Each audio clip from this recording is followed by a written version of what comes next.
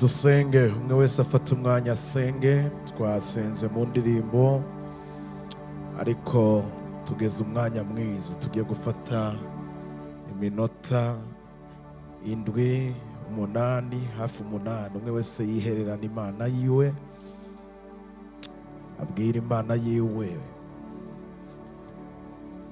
Nagira ndakubwire ko ibi bihe ku muntu ataramenyereye gusenga niho umenyera gusenga, kubera haba hari icuma ku ruhande rwawe kigukarisha. Turarenze 2, turarenze 10. Aha niho umenyera gusenga nawe. Iyo utamenyeye gusenga mu ikoraniro ry'abandi, ni kuvuga ngo uri wenyene bizokugora cyane kugira ngo ugire umwanya wo kuzurasenga. Aha niho tumenyera gusenga. Iyi minsi 40 dufasha muri byinshi cyane. Ndashaka ufata umwanya rero uvuge, wi-exprime imbere ya papa. Umubwire ikintu cyose wumva umubwire, nk'umuntu afise ubwenge, nk'uzi cyamuzanye, nk'uzi cyarondera. Papa ari hano, ndashaka ko muvugana, umuganirize, umubwire ati, umubwire icyubakiye umutima wawe. Sinshaka kubamenyereza kubasengera, sindabikundana na gatoya kubasengera. Ndabasengera tutari kumwe, ariko sinkunda ko hagira umwana w'Imana yiyumva yuko ati umuvyeyi w'ishengero araza kunsengera je ndaguma nakira gusa.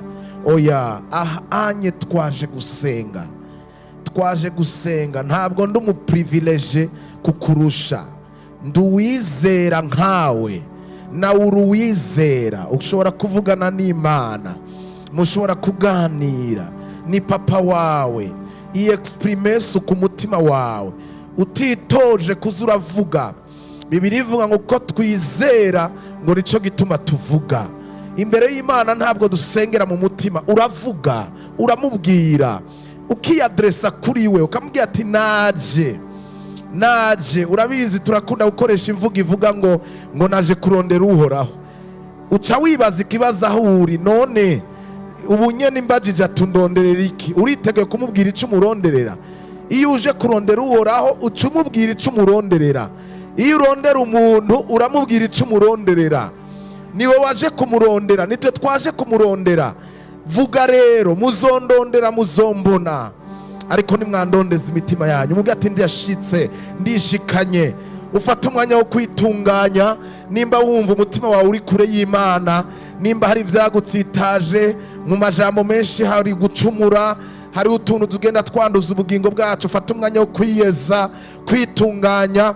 Kandi igihe cyose ugiye imbere y'Imana, iyo turi ku karago, ntuze wibagire kwiyeza, ntuze wibagire gusaba imbabazi, ntuze wibagire gutunganya ubugingo bwawe, kuko ivyo nivyo biduhesha access, ivyo nivyo biduhesha inzira ituma Imana itwumva, ituma Imana yumva gusenga kwacu.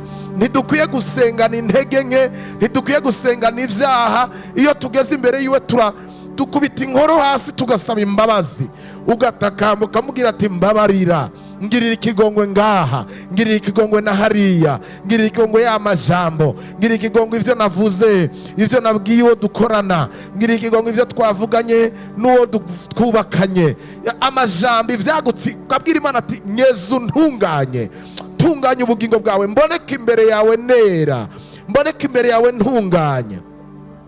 Ndashaka kumva rero abanyakarago, abaza karago icyo kamaze. Ndashaka kumva amajwi yanyu, ndashaka kubumva. Ufate kuri wenyene ngaha, ntiwitwararike ngo abandi barahari.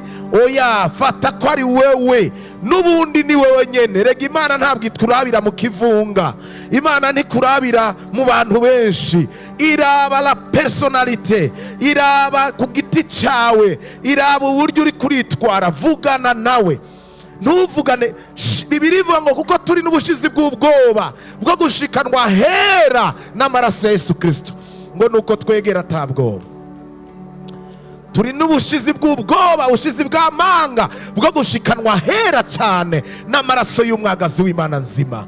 Fata umwanya rero umubwira ati imbabazi zawe ziboneke ku bugingo bwawe, wature uvuge ibitabereye, ntusengere ku cyaha, ntusengere ku mwanda, ntusengere ku bucafu. Manza woge, manza witunganye, hamuvugane na so wawe, hamuvugane na so wawe. Ngiye gusenga nanjye ntashize ko mikoro, ariko dufise umwanya, uracyafise iminota 6. Twebera imbere y'Imana, twebera mu bwiza bw'Imana. Irekure, niko kanya, niko karyo. Irekure usenge, ntubimperekeza.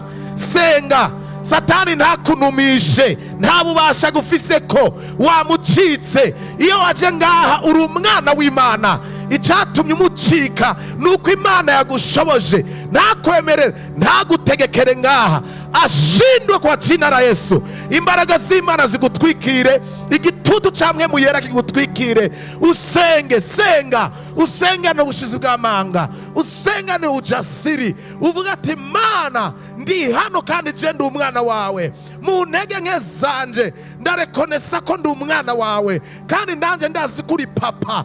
Ndaje imbere yawe Mana, turi imbere yawe iminsi 40. Uyu n'umunsi ugira kabiri tuza ku gicaniro. Subira kandi uroze inyonga zawe, uroresha inyonga zawe ku bugingo bwanje.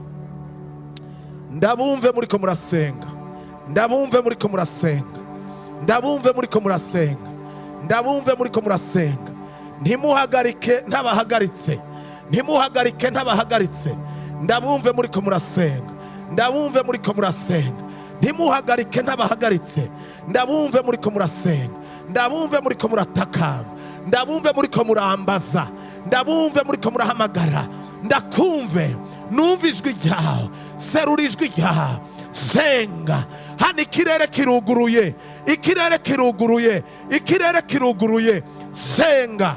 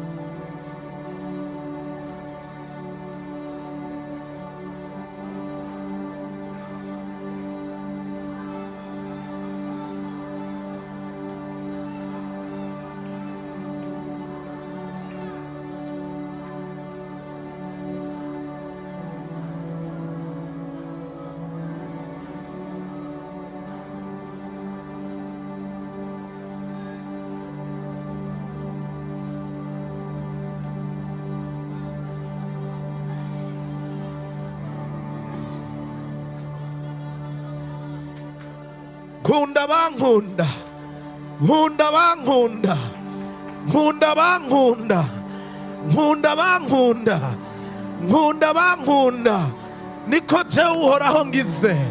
Nkunda bankunda, nkunda bankunda, niko jewe uhoraho ngize. Nkunda bankunda, nkunda bankunda, nawapenda wanipendao, nawapenda wanipendao. Nkunda bankunda, nkunda bankunda, kandi abandondera ubudahumeka barambona. Nkunda bankunda, nkunda bankunda, kandi abandondera ubudahumeka barambona.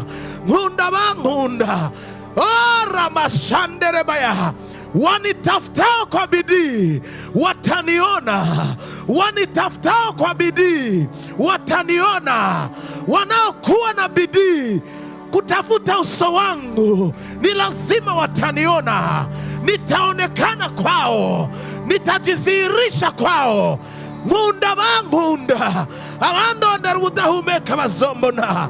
Nkunda bankunda, abandondera ubudahumeka bazombona. Wa ramashata rabaya. Haleluya, haleluya.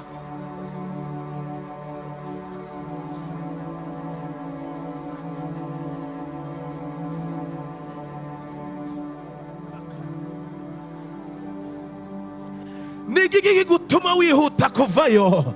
Nigiki gituma amajambo aguherana n'ingoga? Ico ni kimenyetso kwereka yuko inyishu yawe iri kure. Imana irakeneye ko persevera, Imana irakeneye ko persa.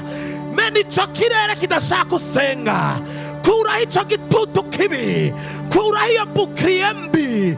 Uguma wumva umenga amajambo yaguheranye kubera ko ufise amajambo make.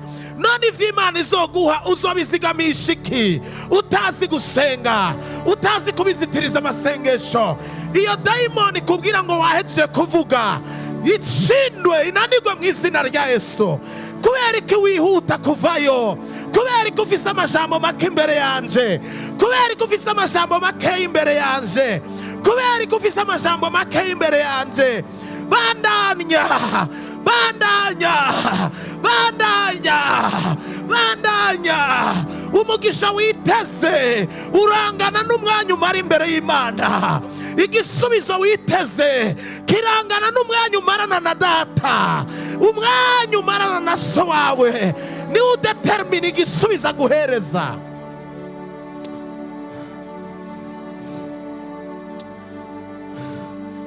Wowe ufise amajambo make imbere y'Imana, tabaza Imana, bamwijambo, itoze gusenga.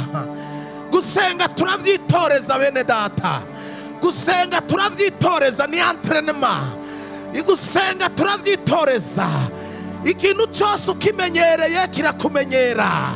Iyo umenyereye gusenga birakumenyera, iyo umenyereye kubana na data birakumenyera. Ikintu cyose uracitoreza, uracitoreza. No kubaha Imana turavyitoreza, no kubaha Imana turavyitoreza. Bibiri ivuga ngo mwitoze kubaha Imana, mwitoze kubaha Imana. Kubera ko amajambo akubana make, hamuka ukeneye ibintu binini, wowe ukeneye ibintu by'ibitangaza bikomeye. Ufise amasengesho y'iminota 5, ukeneye ibitangaza bikomeye. Ufise amasengesho y'iminota 30, ukeneye ibitangaza bikomeye. Utigera ubana n'Imana isaha imwe, ukeneye ibitangaza bikomeye. Ata mu masaha 28 Imana itafisemo n'isaha imwe. Ukeneye ibintu bihambaye, utagira umwanya wo kubana n'uguha ivyo bihambaye. Yo biguha gute? Yo biguhereza gute? Abiguha ashingiye kuki? Abiguha ashingiye kuki? Agugiriye neza ashingiye kuki? Imana Bibiri ivuga ngo uwimatanya n'umusambanyi ngo ahinduka impwemu mbi, impwemu imwe nawe. Uwimatanya n'umusambanyi, niko Paulo yabwiye abikorinto. Yarabwiye ngo uwimatanya n'umusambanyi ngo bahinduka bombi impwemu imwe. Ariko ngo uwimatanije na Yesu, uwimatanije na Kristo, ngo naho nyene ngo uhinduka impwemu imwe nawe. turakeneye guhinduka imwemwe imwe na Kristo.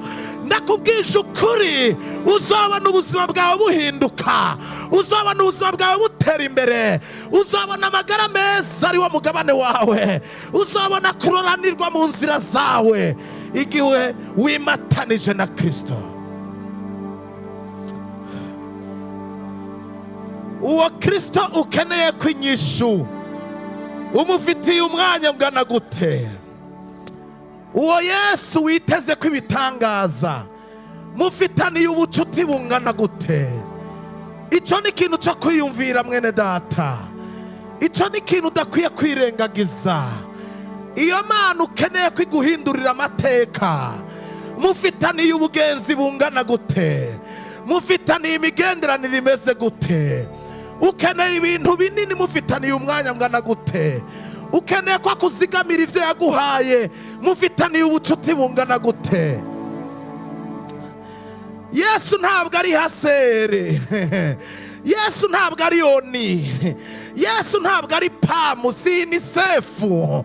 Oya, n'abarya nabo nubwo mubona bahereza ibintu bakavyita ngo nuko ubuntu, bijya si ku buntu, mu bundi buryo birarihwa.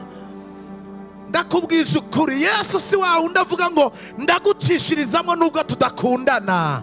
Nkunda bankunda, nkunda bankunda, nkunda bankunda, nkunda bankunda. Iri jambo rifate nka nkama, iri jambo rifatana uburemere. Nkunda bankunda. Injira ibwina, mu kwegera Imana no kwinjira ibwina. Nukwinjira ibwina.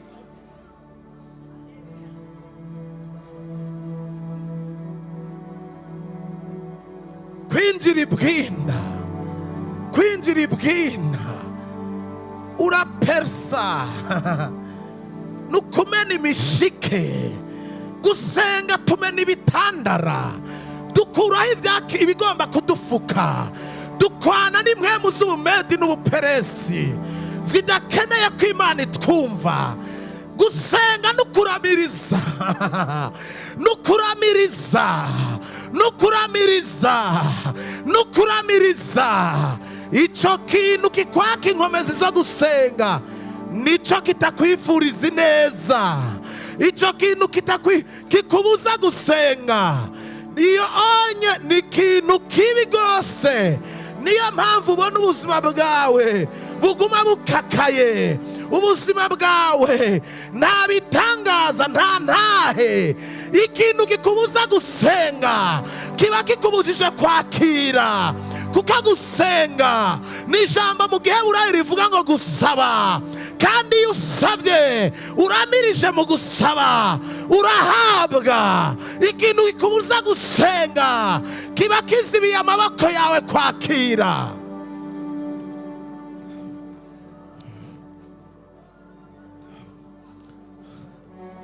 Ikintu kikubuza gusenga kiba kigutemye amaboko. Ikintu kikubuza gusenga kiba kiboheye mu mugongo amaboko yawe kugira ngo utakira. Ikintu cyose kikubuza gusenga ukwiye kukigwanya wivuye inyuma. Ikintu cyose gusamaza kishaka kugutwara umwanya wo kubana n'Imana no gusabana nawe, ukwiye kukigwanya wivuye inyuma. Ikintu kikubuza gusenga kiba gifise umugozi ukomeye cyane, kiba kiriko kirakubohera amaboko mu mugongo, ukama witega umuyaga, kama witega umuyaga, ubuzima bwawe ntibuhinduke. Kintu kikubuza gusenga, cyo kintu turagisambuye. Cyo gitutu cy'abadayimoni ikunkumure. Cyo kintu kikumara inkomezi, icyo kintu kikwangisha Imana. Ikintu kikwangisha Imana ni ikintu kibi, kiba kikwangishije ubuzima, kiba kikwangishije ubuzima, kiba kikwangishije kuroranirwa, kiba kikwangishije kubona ineza y'Imana. Ikintu kikubuza gusenga kiriko kiragutandukanya n'Imana. Ikintu kikubuza gusenga kiriko kigutandukanya na data, kandi uko utandukana nawe Satani niko akwibasira, niko akugumana, niko yongereza ishano ryiwe, niko yongereza ivyago. Uko Imana ikuba kure niko Satani aguma kuboha, niko Satani aguma yunzuza ivyago, ingorane zigakuranwa. Ico kintu kikubuza gusenga ukwiye kukigwanya wivuye inyuma. Si ikintu cyo gukinisha, icyo si ikintu cyo gukinisha. Hano turi ngaha dutandukanye, hari abamaze kubona ineza y'Imana. Satani ntakubeshe ngo warashitse, nturashika. Umwanya n'umwanya wabona ugatangara ibintu byose bigiye kubera utabaye maso. Satani n'umugome. Narababwiye ku munsi w'ejo, ibyo waheshejwe n'amasengesho, ibyavuye mu maboko y'Imana, ubizigamisha Imana, ubizigamisha amasengesho. Cyo kintu kikubwira ngo wahejeje kuvuga,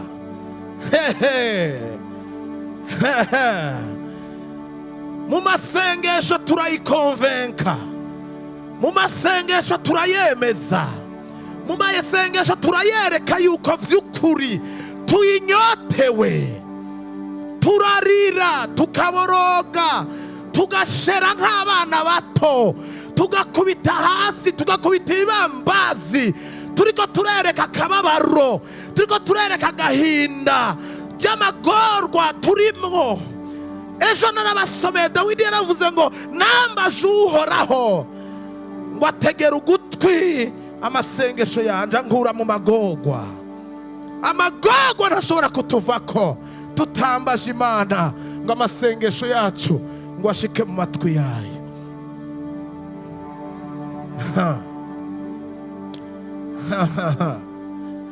Oh,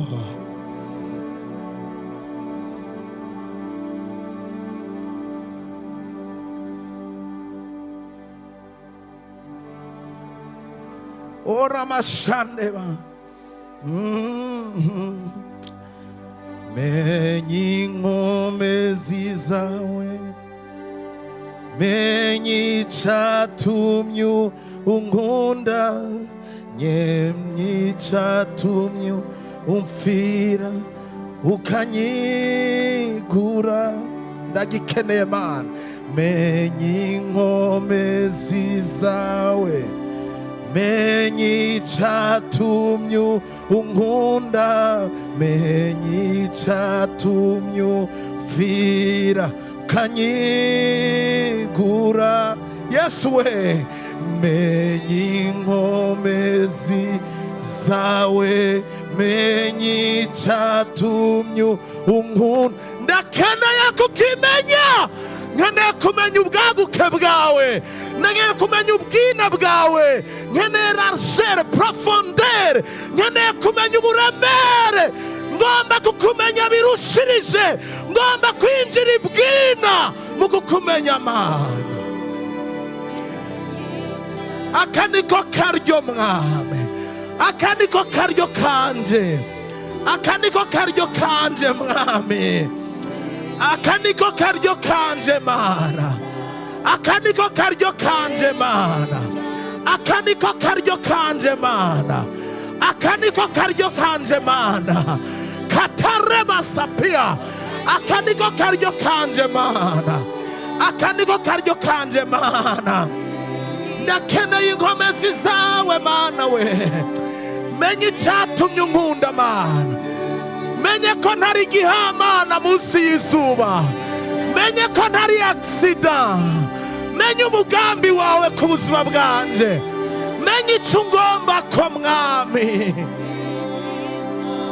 Inkomezi zawe Yesu we, karaba sharabaya, urukundo rwawe kuri jewe icarutumye, n'icatumye umfira ukanyigura, ukankura mu vyara vy'umurwanizi.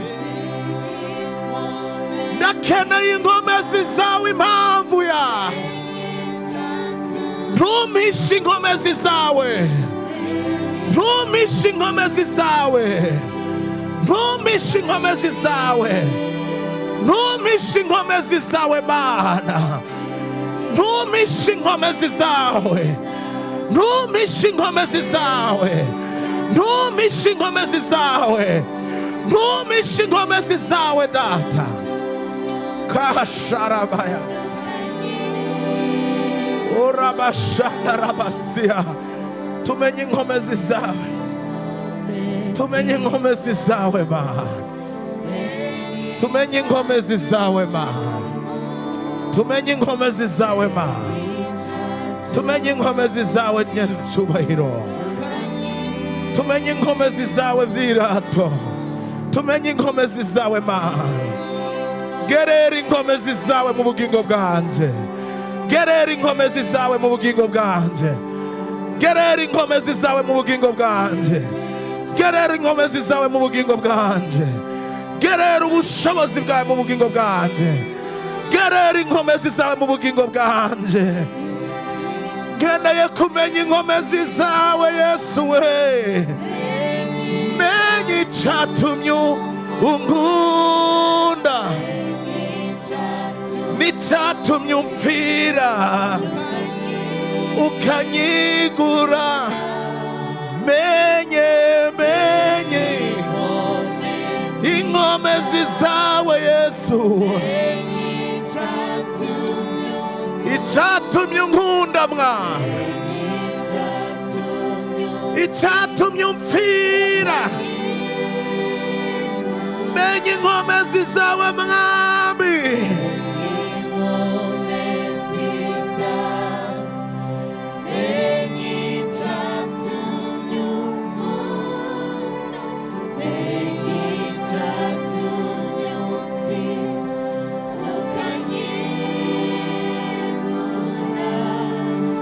Yesu orabashanderebaya,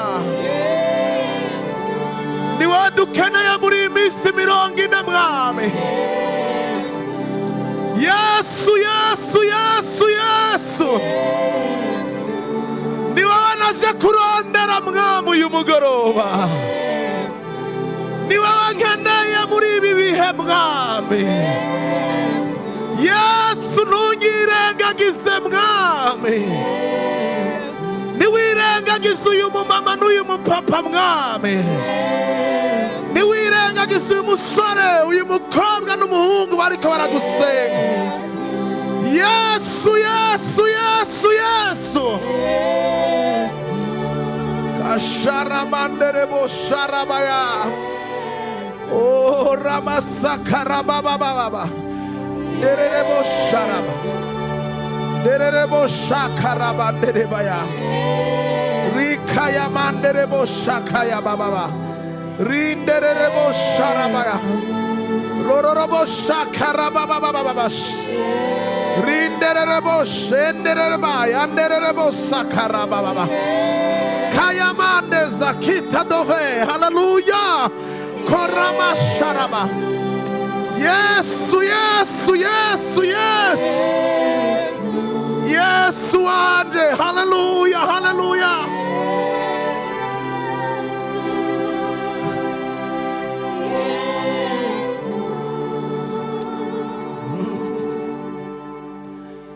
Menye inkomezi zawe, menye icyatumye unkunda, menye icyatumye umfira ukanyigura,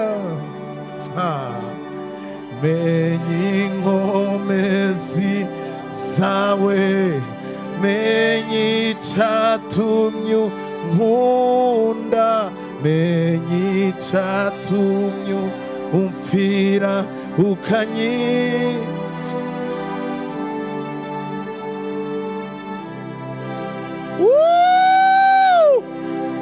Hallelujah. Amaso y'imitima yanyu yihweze muri iyi minsi 40, amaso y'imitima yanyu yihweze, amaso y'imitima yanyu yihweze, amaso y'imitima yanyu yihweze, amaso y'imitima y'imitima yanyu yihweze, amaso y'imitima yanyu yihweze.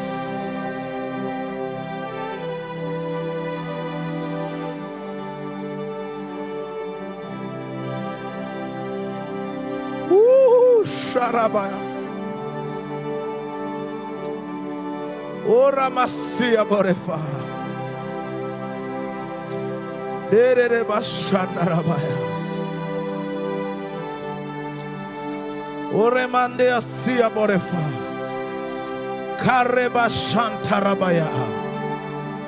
Oh, Holy Spirit, reign. Kemuyera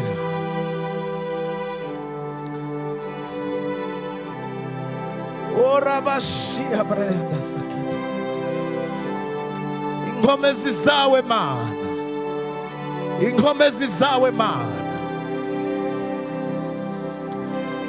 ngo bagenda bunguka inkomezi imbere yawe ngo bagenda bunguka inkomezi imbere yawe Mana, abakubaha ngo bagenda bunguka inkomezi imbere yawe, ngo bagenda bunguka inkomezi imbere yawe Mwana, abakubaha bakubaha amategeko yawe, ivyagezwe vyawe, ngo bagenda bunguka inkomezi imbere yawe.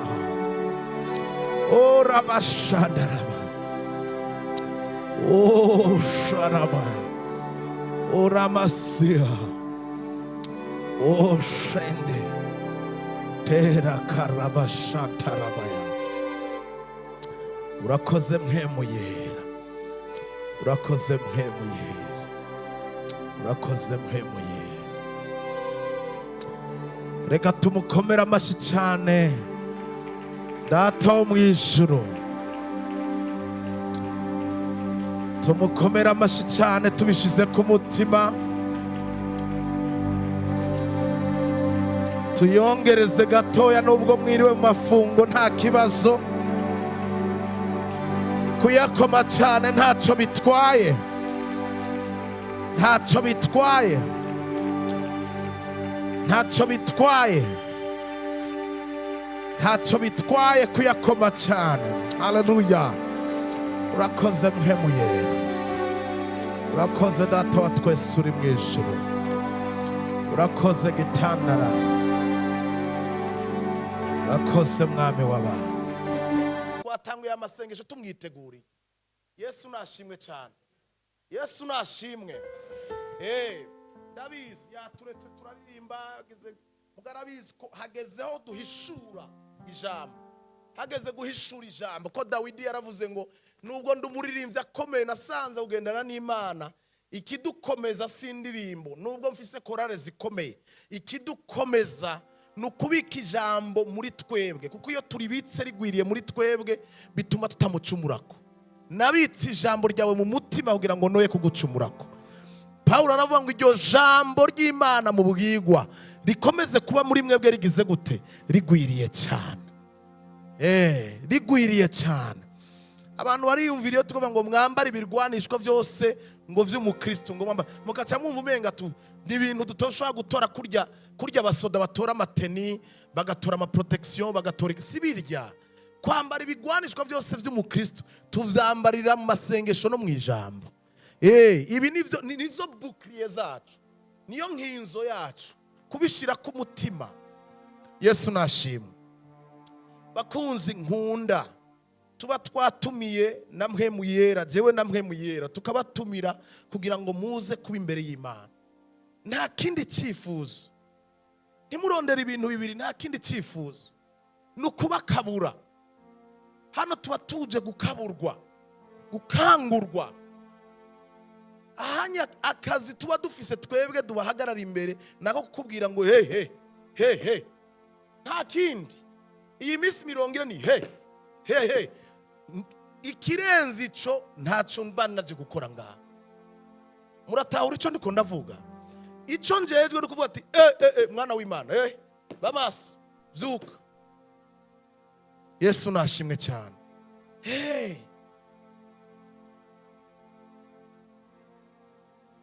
Samusoni Abafilisitiya baramufata baramuboha, baravuga bati turagufashe kabisa, ubu rero reka tugutware, kugira ngo tugukubitire impande yabo wagiriye nabi igihe kirekire. Ati kuvuza waratubujije amahoro. Bari mu nzira yafaditse pe, kandi cyatumye afatwa. Mu bisanzwe hari abantu bavuga ngo Samusoni ngo yari umuntu w'igitangaza. Oya, Samusoni ntiyari igitangaza, ahubwo igitangaza cyamugenderamo. Mutandukanye ibyo bintu. Samusoni siwe yari igitangaza. Irakoze Olivier n'umuntu busa bure, ejo hirya ejo mushobora guhura hariya mu Kisagara ndumuhimbira nambaye ivyatsi ku mutwe. Muga ikibindinda nikingenderamo, nukuntu nubaha ikingenderamo, ikingira igitangaza. Samusoni yari umuntu asanzwe, kuko igihe bamudadira hari ikintu cyari kibuze, kuko ntivyari bimenyerewe guva kumudadira. Icyatumye rero ashobora kwikura bijya bintu bari bamubohesheje bari mu nzira. Musoma Bibiliya babwira iki? Bibiliya tubwira yuko bakiri mu nzira Mwemu Yera amanuka kabushungwe. Kuza kwanyu ngaha nico kintu mba naguhamagariye kuza kurondera, igituma ivyari bikuboshe bikuvako, igituma umwasi atogira icyo ashoboye ku buzima bwawe. Nta kindi nagutumiriye. None ugo si urukundo rw'Imana. Yesu nashimwe cyane. Muriko muranyumvaga abakunzi? Muriko muranyumva? Yesu nashimwe. Iki kintu mukwiye kukimenya. Nta kindi ni kanura umviriza, ijuru ryantumye kubabwira gutya, hama wabyakira ibintu bigahinduka. Samusoni yari umuntu asanzwe, Mwemu Yera yagiye. Kuko wewe abakera bakorana na Mwemu Yera kabushungwe rimwe na rimwe, nijuru ryahitamo rikavuga ati manuka ugende ukorana n'urya muntu kubera impamvu zanje jewe Imana. Ndakurungitse ugende gukora iki kintu kubera urya ari umusavyi wanje, kubera uryanye ari igikoresho nashize hajya kugira kinkorere, ndakene kugitabara. Bari mu nzira, Bibiliya tubwira ngo Mwemu Yera amanuka kabushungwe, amanukira muri Samusoni. Ngo amaze kumanuka ngo acagagura imigozi bari bamubohesheje, ngo afata urwasaya rw'indogoba yica abantu bagera ku 1000. Muri uwo mwanya kubera Mwemu Yera yamumanukiye kabushungwe, kubera hari izindi mbaraga yashoboye kwakira, abahawe intsinzi. Agiye kubica abo bantu atamwasaga ivise, atadanje igihari, muri uwo mwanya ne Mwemu Yera hejeye igikorwa, aca arasubiye, kuko ntiyaba muri Samusoni. Ntabwo yabayo, yaca asubirayo. Samusoni rero aratamba, aratarika, yikina amatavu, arashima ati sinenda bizi yuko urwasaya rw'indogoba rushobora kwica abantu 1000. Akiri mu ndirimbo ya Victoire, ubwo nyene umwe uramufashe aba yikubise hasi. Kandi bivyo umwe wumva ukacugenda kwibomba kanwa amazi, wari umwe ugomba kumwica, inyota igomba kumwica. Nibaza ko hari harimwo n'ukuruha n'urugendo rutari rugufi rwo kuva mu Bisirayeli bariko baramutwara mu Afilisti. Umwe ukimufasha aba yikubise hasi. Akicikubita hasi, Mwemu Yera ntabwo yagarutse kuza kumuvyura. Wa Mwemu Yera heje kumuhereza intsinzi, amaze ufatwa n'umwumwa ntiyagarutse. Vyasavye yuko Samusoni ari we yipanga. Umuntu arashaka kugendana n'Imana yibwira ngo kubera ngo nakiri igitangaza 2020 ngo na 2020 ngo nubu ngo ni kwa kundi. Imana haina mazoea. Mungu hamwezi zoeana. Imana iheza gukorera ikintu ikagukwepa. Igukwepa kubera iki? Igukwepa kugira ngo uyirondere. Ishaka kuyirondera. Ishaka yuko yereka ko vy'ukuri ariyo atari abantu. Amen. Muriko muranyumva? Ikeneye yuko yereka yuko atari abantu ariyo yonyene.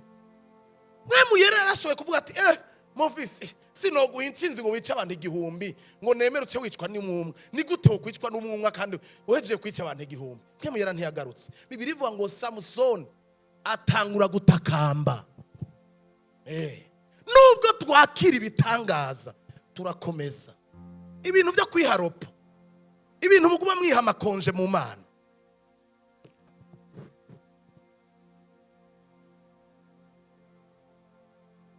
Ibintu byo kubona Imana icishijemo gato igakora kibwe ukaca wihereza konje, ntuzi icyo uri kurakora. Iko ariyo turiko turavuga ibintu nk'ibi, umuntu ateze nk'agavuga ngo urumva ngo ni iki, wumva iki? Ni ibinyene ntegeza kubabwira, ni ibi tuzobabwira mu minsi 40. None ndakubwiye ibi, ndakubwira iki? Ngende muri rya shengero Paulo yabwira Timoteyo, rya shengero ry'abashumba baganzwa n'intama, nijye mukene ko tujamo. Muze muratupangira ibyo tubabwira, mubitwandikira kuri WhatsApp, tubimemoriza tukaza twabibabwira. Uko niko Bibiliya ivuga. Mu gihe cya nyuma abantu bazoba bikunda kandi bazokwitoraniriza abigisha. Apana abigishwa ntibazotogwa n'Imana, abantu ntibazokwitoraniza abigisha. Bababwira ivyo amatwi yabagira gute ashaka, agomba, naho hari ngorane.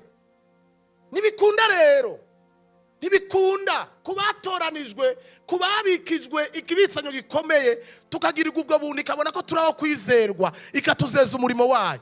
Ntiturimwe mu bantu bateza gutegekwa nabo twotegetse.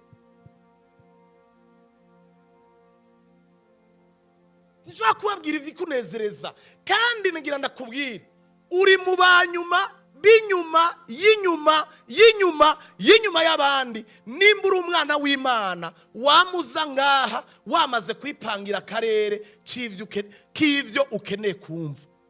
Uri inyuma y'abandi bose. Umwana w'Imana aza ngavuga ngo je vraiment ngo nari niteze ko ari bavuga ngo ibi navyo ngo si ivyanje ivyo.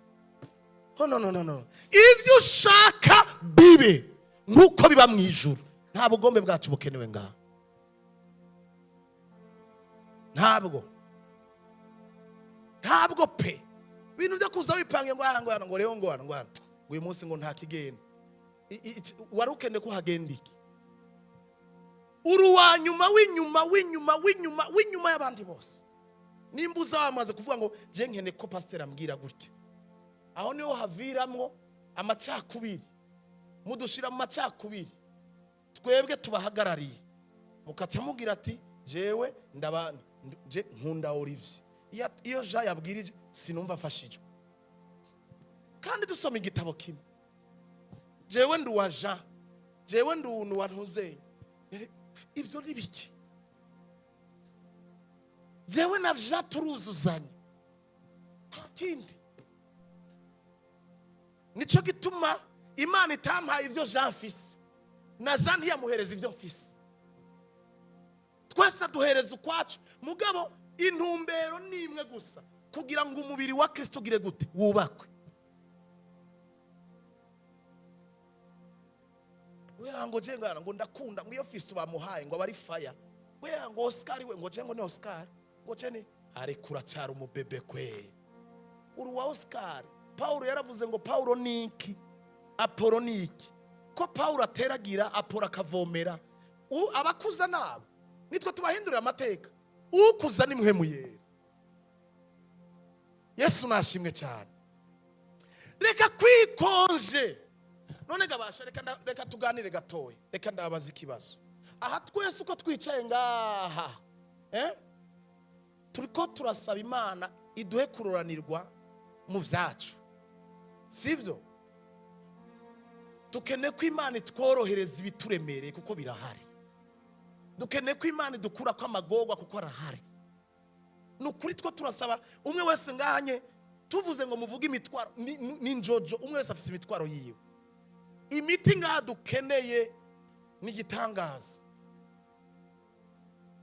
Ariko twese dufise ivyo dukene ko datayo dukorera. None nimutekereze, nimba data umwanya yoza akagufata Madame Odette, akagufata akaguhezagira, akagukura ku cyavu akakwicarikana n'ibikomangoma, sivyo? Imitwaro wari ufise yose ikakuvako, ukisanga umerewe neza atakintu na kimwe ubuze. Hama ukacuvuga ngo data ico nakuronderako ni ico, ubunye wamaze kunyishura sinkeneye kukurondera. none vy'ukuri we wumva uwo mugisha wari ukeneye, uwo mugisha ufise urawukunda? Uwo mugisha urawukunda gute? None nimba data yompereza hama data ntankontrole kuvyampaye, uwo mugisha urakenewe kwe? Oya nimumbwire. Imana idashobora gukontrola ivyo yampaye, imaze kuma ndayibwira ati ntusubire kuza kuraba, vy'ukuri uwo mugisha uraryoshe? Uwo mugisha uzorama? Okay, ngira ndakubaza, none ko kwegera kure Imana bituzanira amagorwa, vy'ukuri wumva ukeneye kugumana uwo mugisha? Ubu vy'ukuri wari ukeneye kuronka umugisha uryoherwe akanya gato, hama wisanga ata kintu ufise? Icyo duhabwa n'Imana kizigamwa n'Imana, icyo duhabwa n'amavi kizigamwa n'amavi.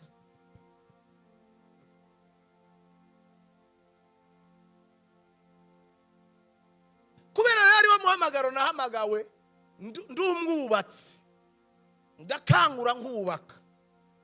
Uyu mwanya rero bamwe muri mwebwe hari gihe mutanyumva, ariko nagenda kubwire yuko imyaka myinshi ishize y'abandi twabanye mutari mwebwe, hari abanyumvise mu nyuma. Mbivye cyo ndakizi après nka 5 zibuka ati mzee yari yambwiye kwe, pastor yari yambwiye nico nkundira. Papa yarangiriye ubuntu ndabizi, ugize sinzi ko nayita amahirwe cyangwa no yita accident ukisanga uri ku birenge, nidushake tumarana amezi 6, ico ndakubibamwe nikizopfa ikuvuye, uzocibuka tu aho uzoja. Aho n'amavuta Imana yampaye ndabizi. Rushobora kwifata nk'ibisanzwe ati ariko ejo utakumbuka, mbona Mungu ari kwamenyongeresha. Bibiri ivuga ngo 14 muri Zaburi, Imana icishiriza mu mwana w'umuntu kugira ngo irabe ko abantu bohinduka. Icishiriza mu mwana w'umuntu kugira ngo irabe ko abantu bohinduka. Imana nimuzoyibone ihagaze nga nitwebwe abasavyi bayo. Twama twababwiye ingene ntuze Nyaburahamu yabwiye urya mugwiza atunga yafashe nabi Lazaro. Yaramubwiye ati reka kutubwira ngo tugende kuvugira ngo tuguhe uruhusha gusubireyo ngo usinyare umuryango, nibigikenewe aha turi ntibigikunda ko dusubira mu isi. Tibariya wasizeyo niba tabasha kumvira ba pastori, niba tabasha kumvira abashumba karababanye nabone. Naho ubundi twebwe aha turi nta ubasha tubafise ko bari abantu bari hariya.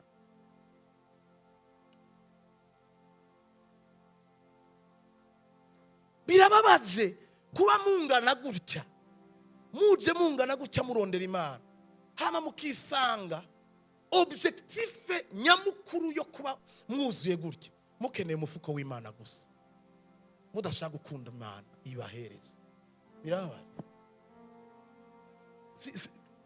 Nkajewe sindavyumva, ariko nubwo ntavyumva ndanazi n'ingaruka zabyo. Nubwo iguha burya ntabwo ibiguhaye. Bibiri ivuga ngo uwumbonye ababonye ubugingo. Papa gwanira ubugingo kuko ubugingo nibwo buzohoraho, ubugingo nibwo buzokwamaho. Papa gwanira ikintu kizotuma mugumana, nica gwanira kuri wewe.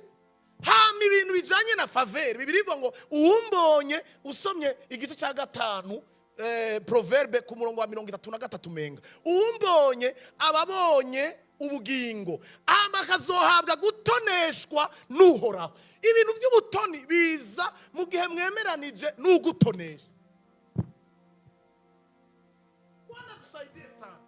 Ibintu byo gutona, ibintu byo kuroranirwa, kumererwa neza, umugisha utavanze n'umubabaro wamuza iyo mwahujije n'ugutonesha. Iki kintu utacumva uri kutakariza umwanya ubusa. Genda urye, genda kurya. Iyo jene siyo jene irorereye umufuko w'Imana. Jene ivuga ati Imana nshishirizamwo mpereza gusa ibindi. Ariko mwibwira ngo Imana omnipresent, omnipotent, omniscient ivuga ivyihereza iri ku ntango. Niyo bwenge ntabwo ifise ubwenge, niyo bwenge izimenya ivyo utaravuga, ivyo ugomba kuvuga utarabivuga. Hamukibwira yuko wewe uri umuntu w'igihangange woyicenga. Ubu wicenga wibwira ngo ntikuzi. Ubwo bwenge bukeya bure. Israeli wewe umwana wa Aburahamu yaravuga ngo twe turi misiba, umwana wa Isaka. Ndumusiba unyogoma imbere y'Imana. Umusiba. Ukaja ngaho ukibwira ngo Imana ntibizi yuko ukeneye ko igukora cakindi mugabo utayikunda. Ubwo bibaza ko uko mwicenga itabizi ko utayikunda. Ubu nduyaza ko itabizi. Irabizi, irakuzi, iranakubona. Wewe rero ukacuja ngaho kubera ni wewe nyene uri kurihenda. Hamejo wamara kubura ukacumhitana jewe ngo muri gravity ngo nta yariyo ngo yarakamye wariya ngo nta nyigisho ngo reka ndonderera handi ngo narahasenge ngo ntaco nahabonye ni jewe vyukuri oya mumpora ubusa amaboko hejuru yashize hejuru mumpora ubusa raba neza iryo tanguriro uri kuraryubaka ko gute. Ubu rero kwera mwamaze okay sindiko ndabacurira mugabo ndabizi ko burya rero nizi topic mwe muyeraduha ewe mwe muyera na uraduteranya n'abantu nk'ubunyi mwamaze kumva abinkuramwo ya iyi nayo ni yindi ngorane fisi abinkuramwo aha mwese ati ayo ngowe nyene yo yankuramwo ariteguye kuyagukuramo kuko ari capable mugabo uramukunda. Aho rero je tutahumvikanyeko nukuri je sinumva ico waje kuronde. Yesu uramukunda, murakundana, mufitaniye imigenderanire. Iki kintu ko twama twakivuza igihe cyose ubunyi yufukamye n'uyu mwanya duhejeje. Iyo uri kurabwira Yesu ati ngirira neza mwisengesho ryawe mugenza watari karumva igihe twari dufukamye ngaha ujya mwanya twamaze. Iyo uri kurabwira ngo Mana ngo ntubona ko izi ngorane ndazifise burya vyo kuri wowe umuvuga ngo ingorane atakintu yibutsa. Erega isengesho ikintu gituma ryihuta gukoreka nico wibutsa papa. Biragoye kukumva ngo Mana ni pame tugiye gutora ibigori n'imiceri ni pame twiyandikishije kubera turi impunzi tuteza gutonda gahamagara izina Irakoze Olivier ingutora ibiharage Kapitorinda ingutora inkore ntabwo ari byo utegeze gufuka mukabwira Imana ati Imana uribuka Dawidi yatubwiye iki muri iri jambo hejuru aho nahereye ejo Imana yankoreye ibikwiranye no kugororoka kwanje none twasomye ejo yankoreye ibikwiranye no kugororoka kwanje.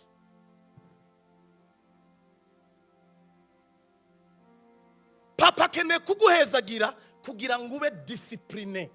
Iri jambo muryumve neza uyu munsi. Papa keneye kuguhezagira kugira ube discipline. Akeneye kugira discipline.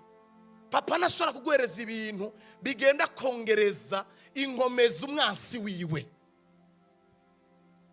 Ni muvyumve kabiri wirengagize wiziba amatwi muganda bikubwiye. Papa nashobora kuguhereza ibintu bituma ugenda gufashanya n'inkozi y'ikibitamukunda wongereza amapete Satani. Cyangwa akeneye kuguhereza igihurisho kugira ngo unyage Satani. Akeneye kuguhereza umugisha kugira ngo bajye bakorege bawe bakubaza ati wabikuyeho ubabwira ati ni Yesu agira neza kubera barushe nabone basi barondera uwo Yesu wabo ntatebeje isezerano ryiwe nkuko bamwe bavyibaza ngo ari kwirorere ko abantu bose bagira gute bihana. Imana ikeneye kutwekipa kudumugisha kugira ngo ujya muntu Claudine mwicarana ahindukire Kristo hariya ku kazi. Namukeneye umugisha rero akacabona ingene baje kubatora n'imiduga mukagenda muri boîte muri kumwe murakagira iki simvuze we ndiko ndavuga karorero. Nimba Imana iguha umugisha mukaca mugenda mukagura champagne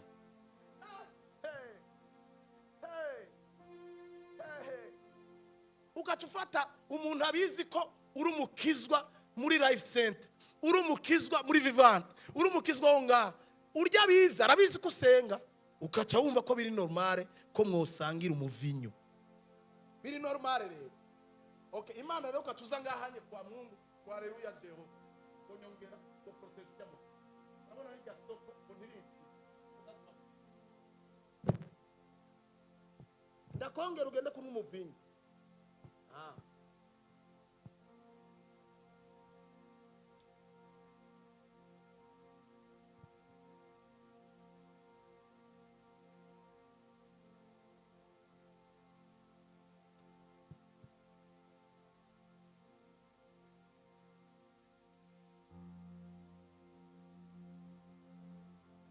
Haba ugasanga umuntu afise amaproje ariko arakubwira ati nkeneye izine, nkeneye nzobugera ngo ndiko ndagwana ngo ahiga igisagara ngo nzokinyiganza.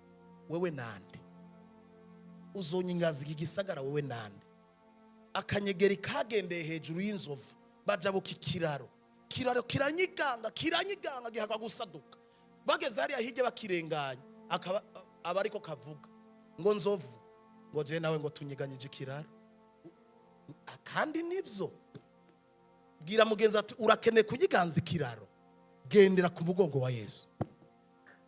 Ntakindi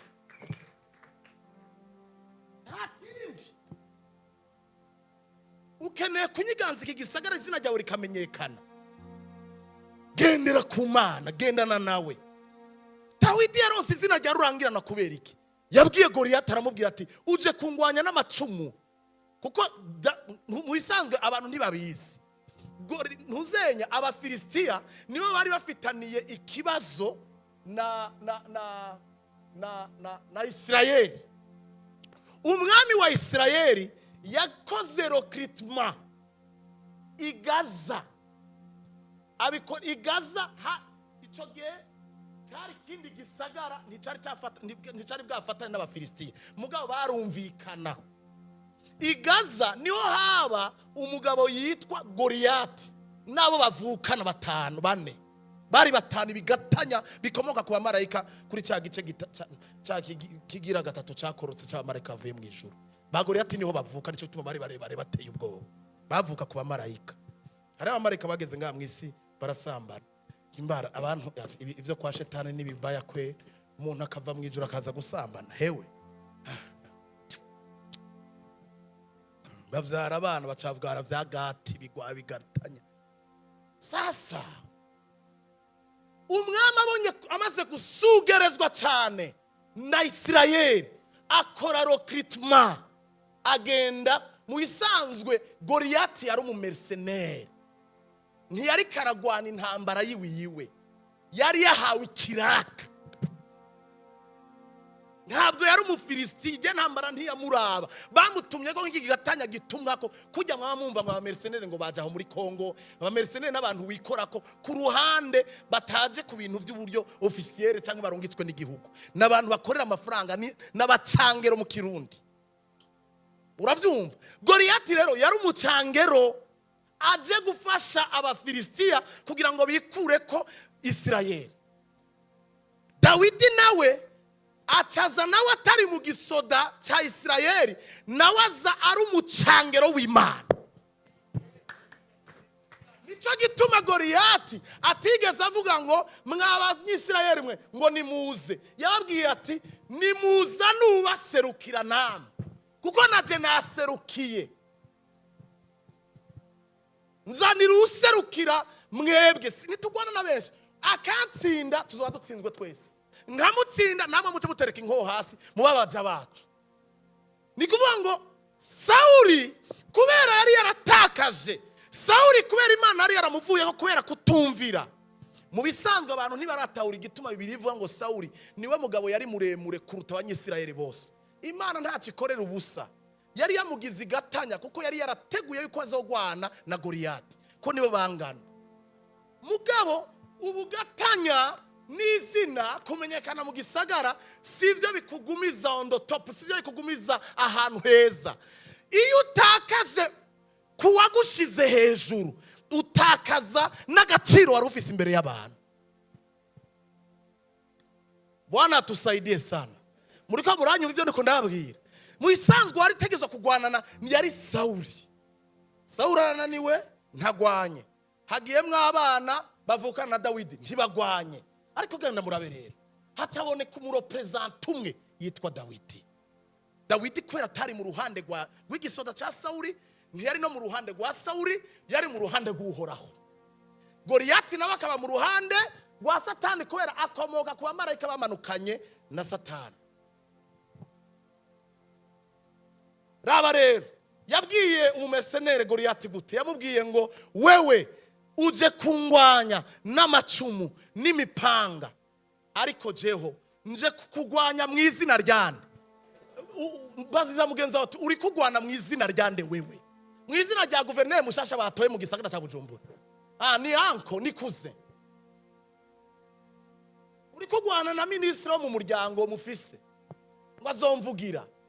Ivyo bintu ntimurabivako. Ivyo twahora tubivuga tukiri abapeiza tutarasirimuka. Mu 1996 ivyo nivyo mu 1996 tutaragera muri 2000. Tumaze kuja muri 2005 twavuye ko ibintu byose byo guma twibwira ngo arabo twiteze n'abanyaburayi twarabarekuye ko twasanze atari kwimana niko batayafise. Ni twarabimenye ubu. Ubu uracari ko ngo kuzine wanje mu Bwongereza ngo ntambona. Uri kugwana mu izina rya kuzine.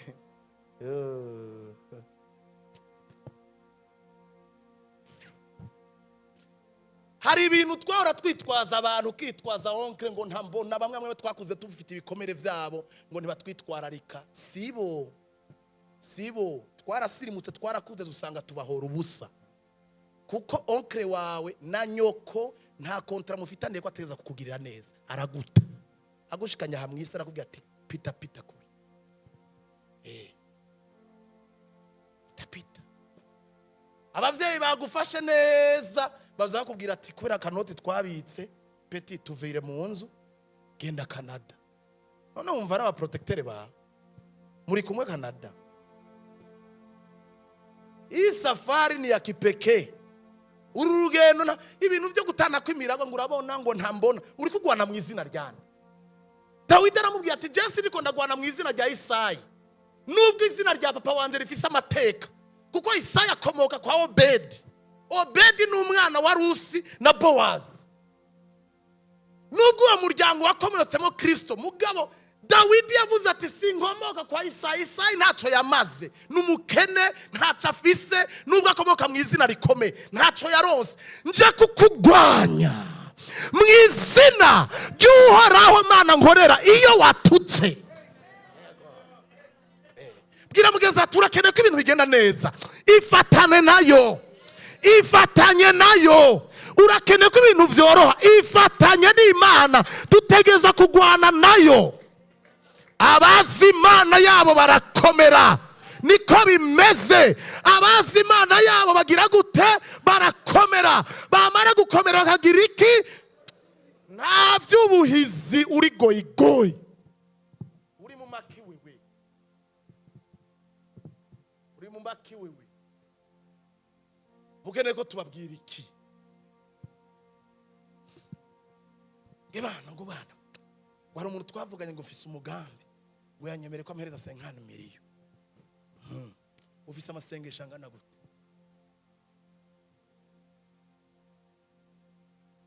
Mu masambi 28 Imana igashiraho akori ikavivura ko baguhizo 50 miliyo. Musanzwe mufitaniye umwanya na data azozigamizo 50 miliyo ungana gute? Ko nuri kurasabira ubusa.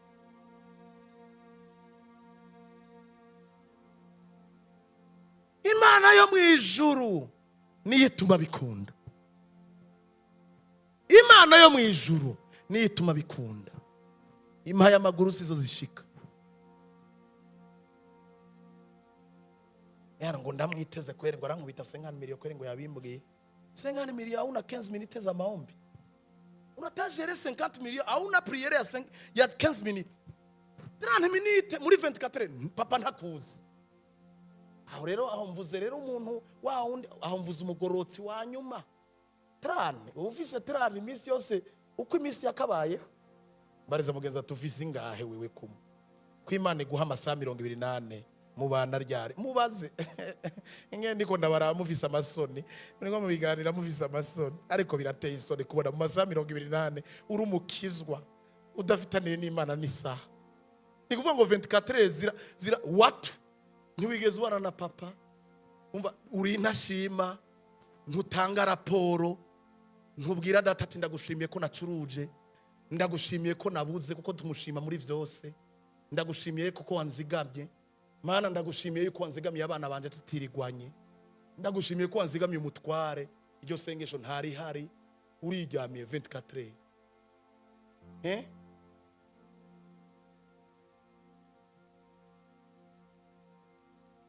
Dawidi aramubwira ati nje kukugwanya mu izina ry'Uhoraho Imana watutse.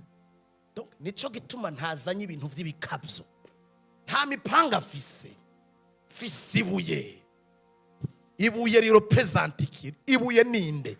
Ibuye ry'ubuzima ninde? Ndagutera Yesu nta kindi. Iyo duteye Yesu ibintu birakunda, iyo tumurungitse imbere yacu ibintu birakunda. N'abashingiye intaye ndababwira ngo ingene abana b'abakobwa barabakira ba adolescent byabaye mu Bwongereza. Iyo ni histoire yabayeho mu Bwongereza. Igitabo cha Osborne nico kibivuga ko cyane, niwe yavuze ayo makuru. Abana b'abakobwa bubaha Imana, harimo umwe afise abavyeyi be b'abapasteri, hama nyene amaraso arashushe akumva bogenda, urabona bakunda kugenda kugira ibintu vy'ama retraite, bakagenda mu ishamba, abazungu murabizi bagenda agashiraho amatante bakamara imisi. Abagenzi be baraza kumutora, baje kumutora, abavyeyi bari bamutekereye ibintu bikenewe muri iyo misi kuko bagenda hano mu ishamba kuri, barabitegura babishiraho. Baje kubatora bafata vya bintu bagenda babishira muri kapa abavyeyi, hama bahamagara umukobwa wiwe n'abagenzi biwe. Papa na mama babwira ujya mukobwa ati wewe nabo muri kumwe mutwumve neza, turabinginze turabasavye mushira Imana imbere, muyishira imbere muri urwo rugendo rwanyu. Urazi ngene bamwishuye ngo imbere ngo nta mwanya uhari, ngo umwanya usigaye ngo ni muri kapo, ngo niho hari ibintu bike. Ati imbere hose turahari, hari uwicara imbere, turamuntu yicara imbere, abatatu nabo baricara. Ati Imana n'ukuri imbere nta mwanya ifise. Ati papa turavyumvise ariko yibwire yuko tuza kwishira inyuma. Abavyeyi nyine urabona abazungu ntibakunda kudiskita n'abana, babahaye ububasha batanagira. Bambwiye ati vazi mugende. Bageze mu nzira bamaze kugenda nk'ibirometero nka 5, haza actros bya biduga birebire, curira iyo modoka y'abo bakobwa bari nka 4, kirayisya gisya imodoka n'abayirimo, kirabasya kirafyonda imodoka, akaduga gahinduka nk'agapapuro, barapfa. Urabona iyo haje rebe bajya amadepaneze be bajya baza guterura, baraza gatora ikintu baragitwara, bagerageza kugenda kugerageza bavuga ati reka duhambe izo nyama z'abana bacu, bagiye kuzipfurayo, bariko bafata ivyuma bijya vyuma biteye, barakwega imodoka, basanga abana b'abakobwa bose ni nyama pe, barazikurayo. Bagiye kuduza hariya muri kapo, basanga magi ntagi na rimwe ryamenetse. None n'Imana ntiyari muri kapo. Basanga ntagi na rimwe ryamenetse. Ivyo ni ibintu vyabayeho. Wanka kwishira imbere, ukayishira inyuma, ukacuhura n'ikibazo hari imbere ngo tabara ntabare ndi he. Ntimurumva kandi gakuru kandi ko umugabo yari afise ikibazo, afise ivyumba 9. Iyo nkuru ntayo muzi.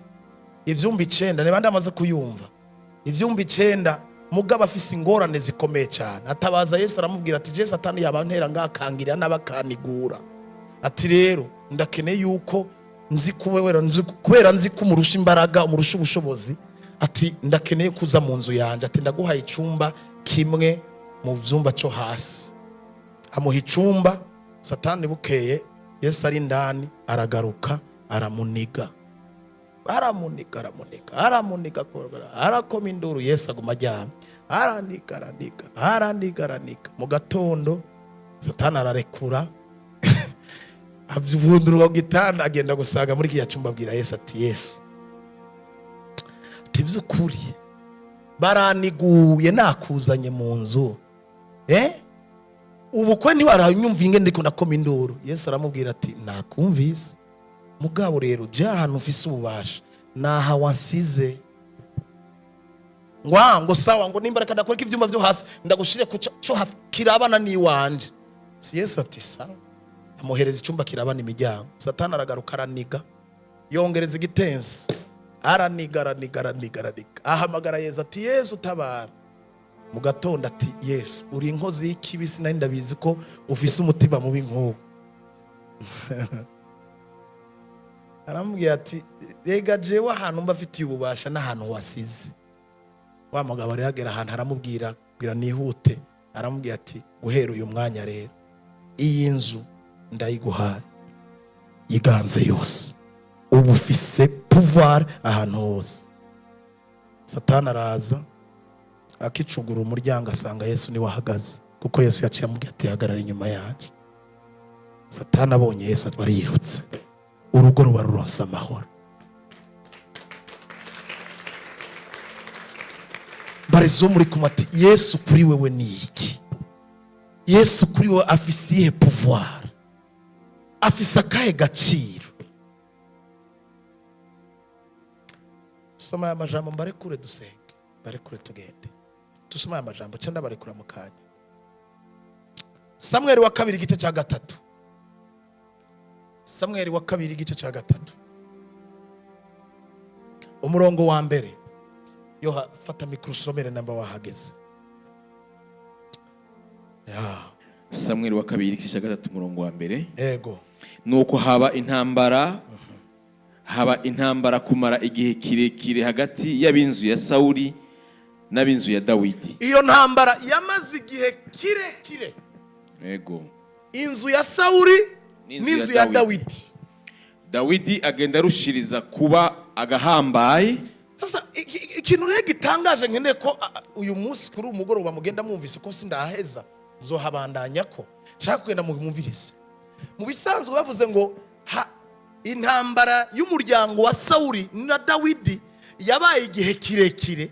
Mu bisanzwe abasoma Bibiliya muca muvyumva ni gihe Sawuli yatangiye guhiga Dawidi. Nagenda babwire ko Sawuli yatangiye kwiruka kuri Dawidi. Dawidi afise imyaka 18. Yamuvuye inyuma Dawidi akwije imyaka 29 n'igice hafi 30 kuko Dawidi yasizwe amavuta kwije 30. Urumva ko cyari igihe kirekire. Muravyumva? Imagine uri kariruka kuri Dawidi. Bavuze ko ari intambara y'umuryango wa Dawidi n'umuryango wa Sawuli.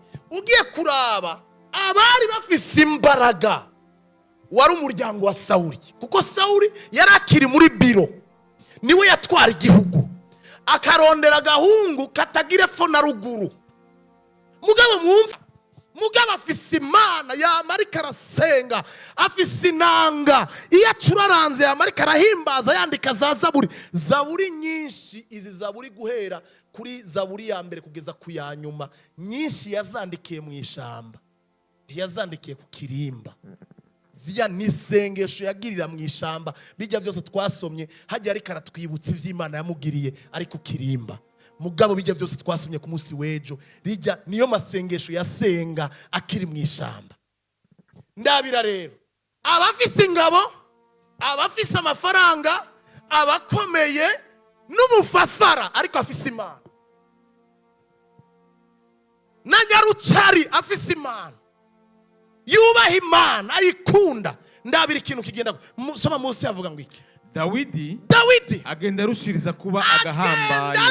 Ari mu ishamba mugabo ijuru rimuravye rikamubona aragahambaye. Haleluya. None ako gahambaye nagaki ko atari ku kirimba ko atari kuri pare ko atarira ku meza kuri table ronde ko adafungura neza ko atama spaghetti kubera ikari wari karabuhambaye kandi ari mu ishamba. Haleluya.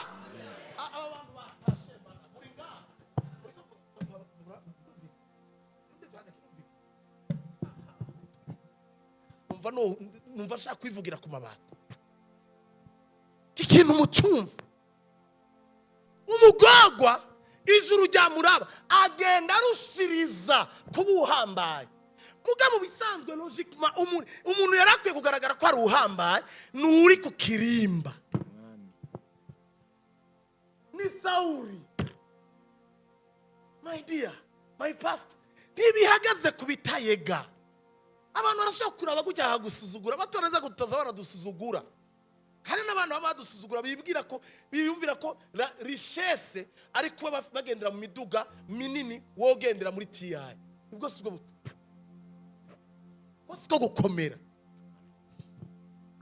Kuko jewe ndashobora kuba ngendesha ibirenge mfise Imana nkaguhereza itiro wewe ufise Prado,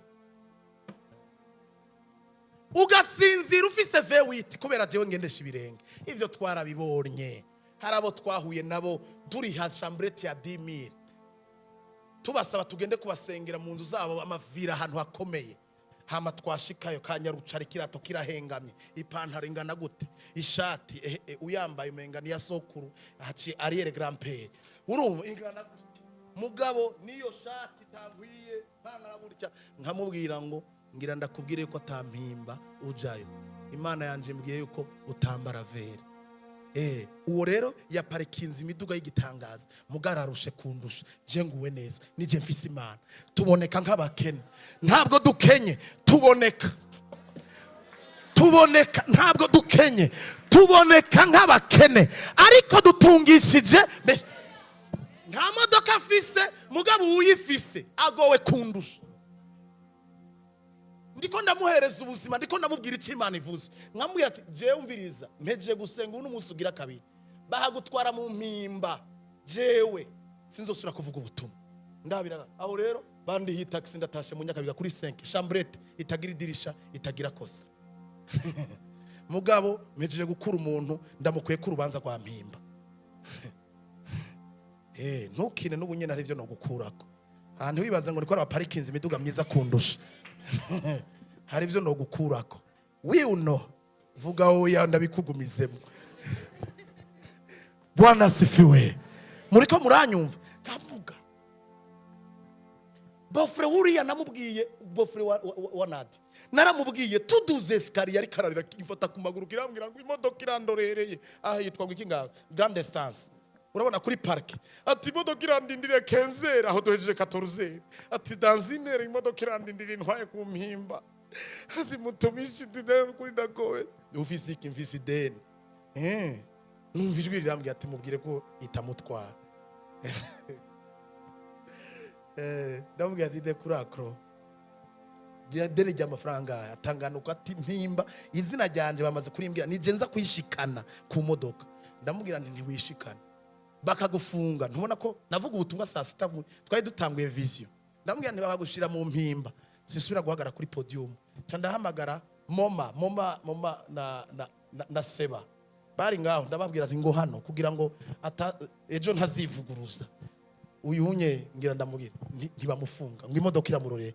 Je ndamubwira nkasubira bakamutwara, Imana ikarenga kucimbwiye sinzosubira gufata mikro ngo mpagare imbere y'ubwoko bw'abantu. Ntuja mu mpimba, mwavyumvise mwabaye abatemwateye. Aravyakira mugabo ubonye yahamutse avuga ati ibintu by'abasazi by'abarokore reka mfe kumwereka nyene ko ari pasteur wanje. Ndabizi ko ari gihe mwemera mutemeye ariko nyene Imana yacu itegeza kwihesha cyubahiro. Muvyemera mutavyemeye twavuze ntiyemera ko tumaramara. Akiri aho umuzungu arahamagaye. Akiri mu vyatsi ngaho umuzungu abahamagaye Grand Sere wuye. Grand Sere abahamagaye Claude niwe mutware wiwe. Aramubwira ati mubwire ko amafaranga ndayatanze yose. Wa muzungu je twari tuzinanye. Umuzungu ni twari tuzinanye. Grand Sere wuyu ntitwari tuzinanye, twari bwacarane ngo tuvugane ngo turamukanye. Mugabe icuru yacavuga. Dawidi arushiriza kugenda abagakomeye abuhambaye. Nyumviriza rero abitwa ko bakomeye nabo ariko ab'inzu ya Sawuli bagenda bashira inkomezi. Mushahara wabenye zambi, ingero y'abatubaha Imana bagenda bashira inkomezi. bene Sawuli bagenda bamagwa inkomezi, bagenda bahera inkomezi, ariko ka Dawidi kariko karaca mu bitandara ngo kagenda kaba gahambaye. Nituba abahambaye kubera aho tuba abahambaye kubera ico turi. Ramugenza mubwira ngo kubera ico turi, apana kubera aho tuba, apana kubera imiryango dukomokamo. Ico turi imbere y'Imana, ingene ubana na papa. Aho ba Daniyeli bashobora kuvuga ngo sinapfuye mwami wanje, kandi umwami amubajije ari we ashira afata intambwe ziwe zikisonzesha kubera ziroreye wo zirya. Erega zirya ntambwe ntizaretse kumurya kubera zihasi, bazifashe iminwa. Uko mu nyuma yaho Daniyeli avuyeyo, batereyeyo bajya abagabo n'abana, Bibiliya ivuga ko batashitse hasi. Murumva intambwe zari zifise. Fata Imana yandavye, Mungu wangu amenitazama. Akaona sina dhambi mbele zake, akatumana wa malaika wakashika midomo ya simba. Abubaha Imana bazokira muri vyose. Ndagutangarije mpeza, uwubaha Imana azokira muri vyose. Uyubaha, reka ndakubwire, kubaha Imana si ibintu vyo kwiyerekana, nibanga ry'ingene mugendana. Ndaganirije umuntu yubaha Imana, atinya ivyage, azokwikiza muri vyose. Uri mw'ishamba ushonje, uwamererwa nabi, yaguma yiruka agenda kurondera injya kwa Samweli akarya, ariko Imana yamuraba ikavuga ngo arahambaye. Sozere ndababwira ingene Imana izitwitegereza. Ibaza ingene ishobora kwitegereza ikabwira Samweli ngo Samwe, uzuza ihemba amavuta, mu nzu kwa Isayi nahabonye umwami. Afise titre atarasigwa. Uzuza ihemba amavuta. Donc iryo hembe ntirigiye kugira uwo muntu umwami. Mugabo byari bitandukanye na Sawuli, kuko Sawuli Imana ntiyamubonye nk'umwami. Sawuli yabaye umwami asizwe amavuta. Ndakurobanuje amavuta yo kuba umwami. Mu nzu kwa Isayi nabonye umwami. Uzuza ihemba amavuta ugendeyo, guhabwa titre utarasigwa. Hari ukuntu ijuru riko rirakubona, ntacyo bitwaye ivyo uri kuranyuramo. Hari ukuntu ijuru riko rirakuraba, hari ukuntu ijuru rikuzi. Wihanganira ivyo uri kuranyuramo, nture kuri ico wafashe, wumire kuco ufise. Hari ukuntu amaso y'Imana kubona, nubwo ushobora kuba uri mu buzima buciriritse. Hari ukuntu Imana ikwitegeza ikavuga ngo barya bitwa ko baba mu mazu meza basinzira kubera ku kazu kawe kari ngaho. Ndazi ko ibarabara ryanyu urisinzira kubera uri ngaho. Hari abantu batuma abantu barya. Reka mbabwire, ibi bintu iyo tubibabwiye abantu biyumvira ngo ni imigani. Iyi si ifise agahengekezo. Subiramo ngo agahengekezo. Nimba ikigenda mu isoko, ni kubera umugeni wa Kristo, ni kubera twebwe tukiri hano munsi y'izuba. Nta mugenzi ati ntiwikengere, uri umuntu adasanzwe mu nyonga z'Imana. Mu nkundira abashoboye gufukama, abashoboye guhaguruka, dufata umwanya dushimira Imana. Turaguhaye icubahiro nyaguhora ku ngoma. Turakeneye kugenda twunguka inkomezi. Ikitugira abahambaye si ibintu, ikitugira abakomeye si ibintu. Ikitugira abakomeye no kuba twarafashe imitima yacu tugafata ivyacu. Bibiliya ivuga ngo mukunde Uhoraho n'ubwenge bwanyu bwose n'inkomezi zanyu zose. Mukunde Imana n'imitima yanyu yose, hama mukunde bagenzi banyu nkuko mwikunda. Ndashaka ngo mwiyegurire Imana, ntuzobihomberamwo.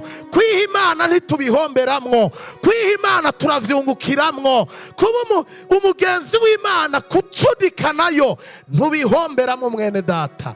Ndashaka kubwira Imana ngo Mana, mfatanya nawe, ndagomba kunga ubucuti, ndagomba kunga ubucuti burushirije. Mbabariraho ndakwirengagiza, mbabariraho amasaha 28 mperana nkaba ndi umusivire nk'abandi bose, sintahure ko natoranijwe, sintahure ubuntu nagiriwe. Mbabarira kwitirirwa izina ryawe ntasenga, kwitirirwa izina ryawe ntasoma ijambo ry'Imana, kwitirirwa izina ryawe tudafitaniye kominyo, tudafitaniye ubucuti, kwitirirwa izina ryawe imyaka 5, imyaka 10, imyaka 20, ariko ntafitaniye umubano mwiza nawe, biragahera. Aya masengesho Mwami Imana yacu tuyarimwe kugira ngo usubire kunga ubucuti. Turakeneye ngo unga ubucuti nawe ubundi Mwami.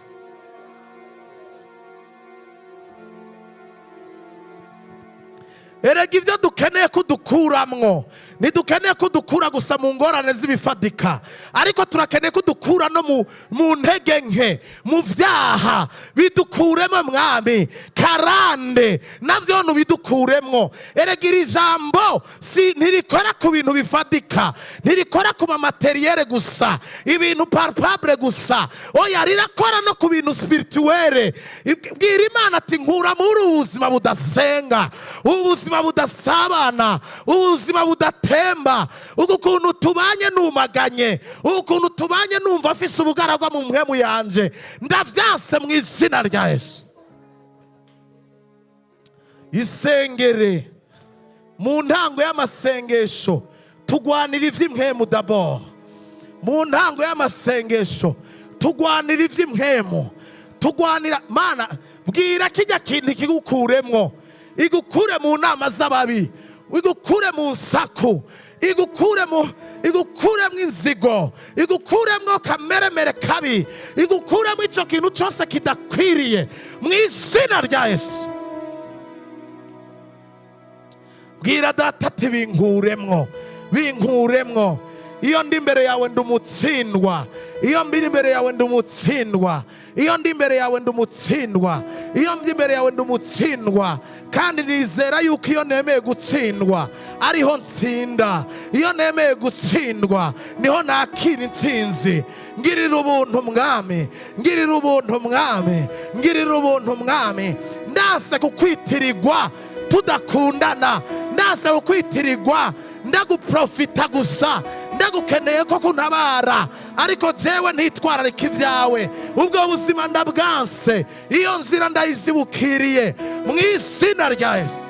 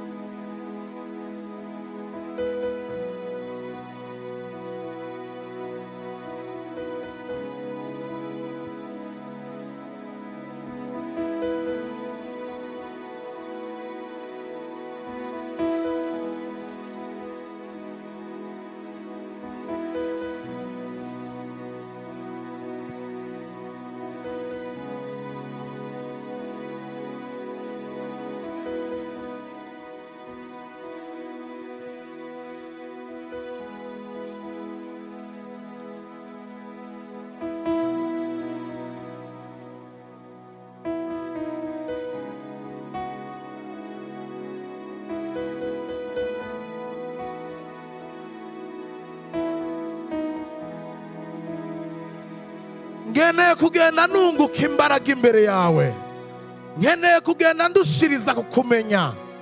Aka n'akandi karyo Data wampaye ko gusubira gusanasana ubuzima bwanje bw'impemu, ko gusubira gusanasana imigenderanire yanje nawe. Nukuri Mwami, nitwifuza ibifadika, tutakubaha, tutagutinya, tutagendana nawe, ivyo ntacyo vyotumarira. Bihinduka umururazi, bigahinduka ibigutukisha, bagatuka izina ryawe kubera ca dutakaza ivy'agaciro. Twubake mu mpemu, twubake mu mpemu, twubake mu mpemu, twubake mu mpemu, twubake mu mpemu, twubake mu mpemu. Tuguheshe icubahiro, tuguserukira aho turi hose. Abantu bakumenye, abatarakumenya bakumenye, bamenye izina ryawe.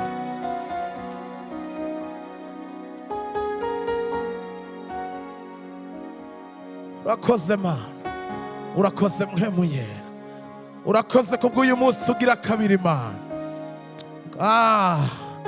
ndagushimiye uburyo uri kuratwubaka, ndagushimiye uburyo turi imbere yawe, ndagushimiye uburyo uri kuratugirira neza, uri kurahembura uri kurahembura ubuzima bwacu, uradukunda kurusha ibyo woduha, uradushaka kurusha ibyo dushaka, urakeneye ubugingo bwacu kurusha ibyo amaboko yokenera kwakira. Mwami, navyo nuzobiduha kuko urashoboye kudutungisha. Ni nawe utanga ubutwore buduhesha ubutunzi, niwe utanga iryo banga, niwe utanga iyo favere ituma turoranirwa. Ariko turakeneye kukumenya, turakeneye kuguhishurirwa, turakeneye kugendana nawe duhinda agashitsi, turakeneye kugendana nawe Mwami twumvira ijwi ryawe. Bibiliya iravuga ngo intama zanje zizi ijwi ryanje, kandi iyo mvuze zigiye imbere zirankurikira. Ariko abatari intama ngo basimba ibigo, ntidukeneye kuba abasimba ibigo, dukeneye abumva ijwi ryawe tukagukurikira. Mwami, abumva ijwi ryawe tukagukurikira, uragahezagirwa. Ushimwe kubwira ijoro. Hano turasenga mu buryo bwo kwizerera icyo duhejeje kumva, ariko ndasenga ngo uru ruzi rwo gusenga rukomeza aho abana baba bagiye. Mana, ntubakundire ko baza baramara amasaha 28 badasabanye nawe. Garagaza urukundo rurenze ko muri iyi minsi 40 twikwegere ko Mwami. Garagaza kuko ndazi harimwo ngaha abantu babigomba, banyumvise, bashaka kuba nk'uko ndiko ndababwira, ariko babuze inkomezi, inkomezi zo kumvira, inkomezi zo kwegera. Hari abashobora kuba baratakaje, bari kure cyane, bakumva barishimiye kukubaha, ariko inkomezi zikabura.